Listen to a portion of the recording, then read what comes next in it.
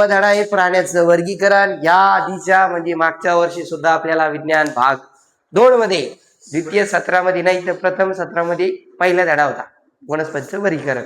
त्याच्याविषयी आपण पाहिलं की रॉबर्ट हार्टिंग विटाकरनं आपल्याला सांगितलेल्या पद्धतीनं आपल्या पृथ्वीवरती जेवढे सजीव आहेत त्या सजीवांना आपण 5 गटात विभाजन करण्यात आले आहे.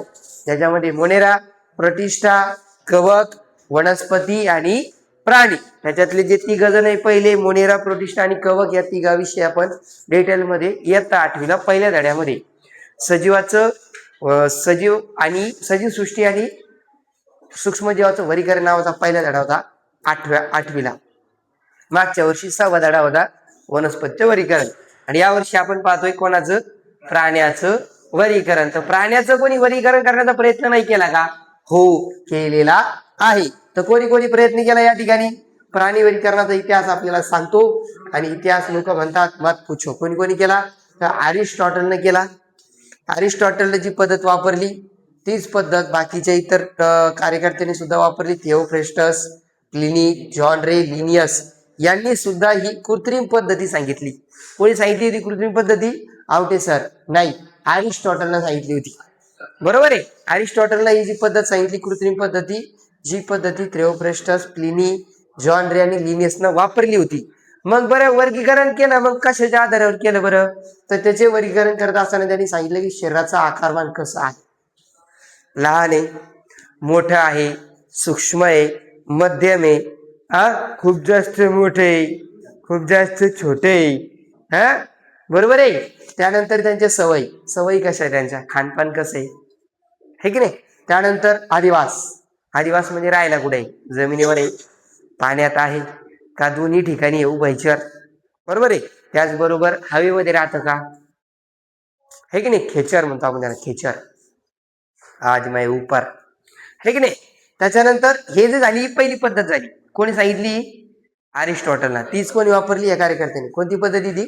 कृत्रिम पद्धत. त्याचं क्रायटेरिया काय काय त्याने गेल्यावर लिहून काढायचं की शास्त्रज्ञ कोणकोणते आहेत, त्यांनी पद्धत कोणती सांगितली आणि त्याच्यातले मुद्दे कोणकोणते? आदिवास, सवयी आणि शरीराचं आकारमान.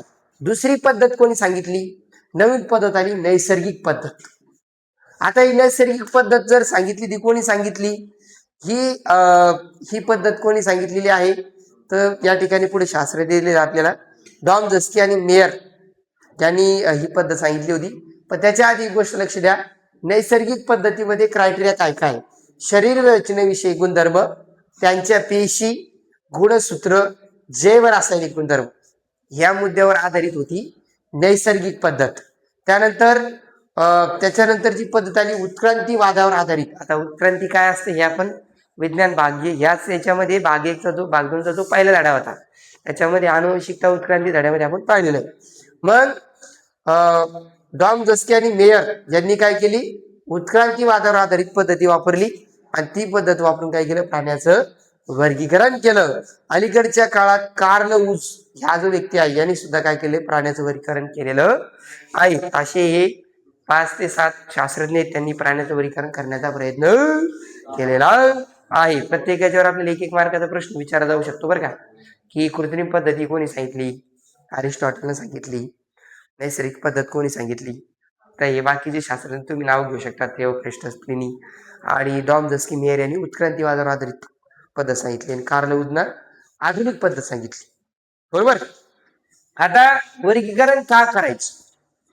प्राण्याचं किंवा कशाचंही वर्गीकरण का करायचं? तर वर्गीकरण केल्यामुळे काय होतं? अभ्यास करणं सोपं होतं. बरोबर. एका प्राण्याचा अभ्यास केला की बाकी सगळ्याचा, त्याच्या गटाचा अभ्यास करता येतो, माहिती मिळते, उत्क्रांतीविषयी माहिती मिळते. हा ओळखणं सोपं होऊन जातं. कोणाला? आवडे सगळं नाही, प्राण्यांना ओळखणं सोपं होऊन जातं. प्राणी अचूकपणे ओळखता येतो. हे कोणता प्राणी? हे सजीव आहे का? बरं, हे आहे त्याला 2 पाय आहे की 4 पाय?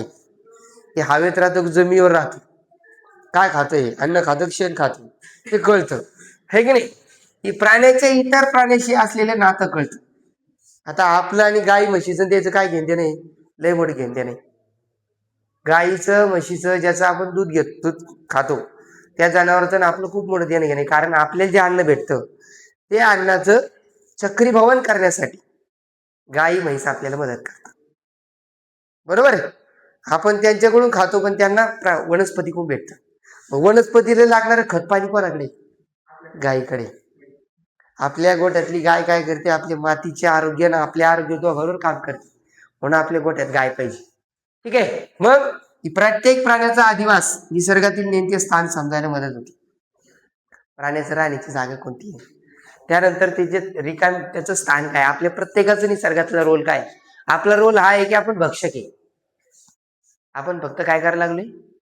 भक्षण करायला लागलो. या रे येऊ द्या रे, आहे की नाही? येऊ द्या म्हणतो आपण, फक्त टप्पा आणून घेऊ द्या. येऊ द्या रे, येऊ द्या, आणि टप्पा आणून घेऊ द्या. फक्त खाण्यापिण्यावर ध्यान आहे. पण आपला जन्म कशासाठी झाला? Why we are born. हे जग, हे विश्व आपल्याला का बघायला भेटलं? अर्थ आपल्याला माहिती असला पाहिजे. प्राण्यातील वेगवेगळ्या प्रकारच्या अनुकूलनाची माहिती मिळते. प्राण्याच्या वेगवेगळ्या प्रकारच्या अनुकूलनाची माहिती आपल्याला मिळते. बरोबर आहे. अशा पद्धतीने आपण हा एक प्रश्न लिहू शकतो की प्राणी वर्गीकरणाचे कोणकोणते फायदे आहेत.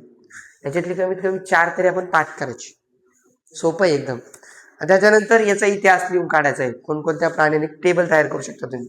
कसा टेबल तयार करायचा? शास्त्रज्ञाचं नाव घ्या, त्याच्यानंतर त्याची पद्धतीचं नाव लिहा, आणि वर्गीकरणाचे मुद्दे लिहायचे. काय करायचं? वर्गीकरणाचे मुद्दे लिहून काढायचे. हे तिन्ही याचे लिहायचा.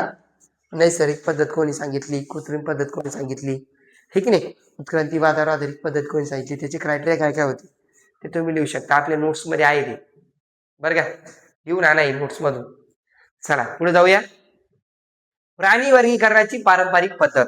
पारंपरिक पद्धतीनुसार प्राण्याचं वर्गीकरण आपण कोणकोणत्या गटात केले? मला वाटतं सांगितलेलं आहे मी तुम्हाला. सांगितलेलं एक नाही सांगितलेलं? ठीक आहे, चाल कोई बात नाही. हे बघा, पारंपरिक पद्धतीनुसार एकच मुद्दा वापरला की प्राण्याचं वर्गीकरण कसं करायचं. एकच मुद्दा काय की त्याच्या शरीरामध्ये पृष्ठरज्जू नावाचा आधार आहे का. या पृष्ठरज्जूमुळे आपल्या शरीराला ताठपणा येतो, शरीर सरळ होतं आपलं. नाही तर आपले शरीर सरळ झालेच नसतं. जसं आपल्या पाठीला कणा आहे, आपल्या शरीरामध्ये पृष्ठरज्जूचं रूपांतर हे पाठीच्या कण्यात झालेले, बरोबर आहे. तर इतर प्राण्यामध्ये पृष्ठरज्जू असतो. कोणकोणत्या प्राण्यात आहे? ज्यांच्यात पृष्ठरज्जू आहे त्यांना म्हणलेलं आहे समपृष्ठरज्जू, आणि ज्यांच्यात पृष्ठरज्जू नाही त्याला काय म्हणायचं? असमपृष्ठरज्जू. 2 गट केले पारंपरिक पद्धतीनुसार. 1 असमपृष्ठरज्जू, 2 समपृष्ठरज्जू. मग असमपृष्ठरज्जूचे काय काय वैशिष्ट्य सांगितले? 4 वैशिष्ट्य.